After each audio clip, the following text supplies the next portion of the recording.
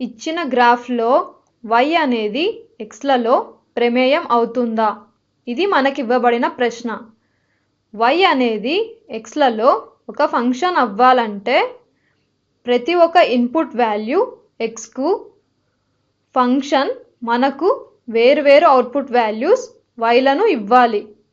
అప్పుడే y అనేది xలలో function అవుతుంది. x అనేది ఒక ఇన్పుట్ వాల్యూ అనుకుంటే y f of x అనేది ఒక ప్రమేయం. ఇది మనకు వేరువేరు అవుట్పుట్ వాల్యూస్ని ఇస్తుంది.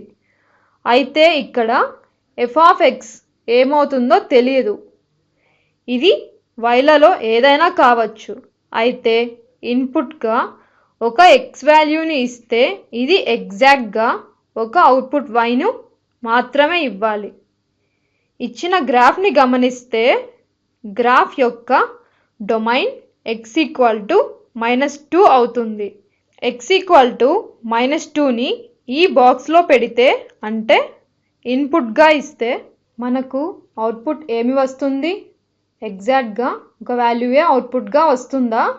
ఇక్కడ దీంట్లో x -2ని ఇన్పుట్గా ఇస్తే మనకు అవుట్పుట్ ఏదైనా కావచ్చు. ఈ పాయింట్ -2, 9.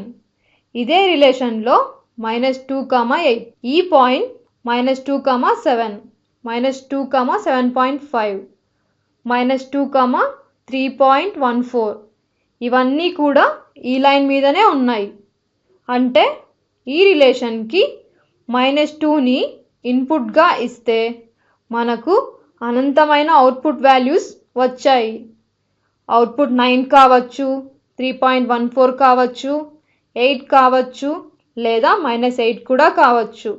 అంటే ఇన్ఫైనైట్ నెంబర్ ఆఫ్ వాల్యూస్ అవుట్పుట్స్గా ఉన్నాయి.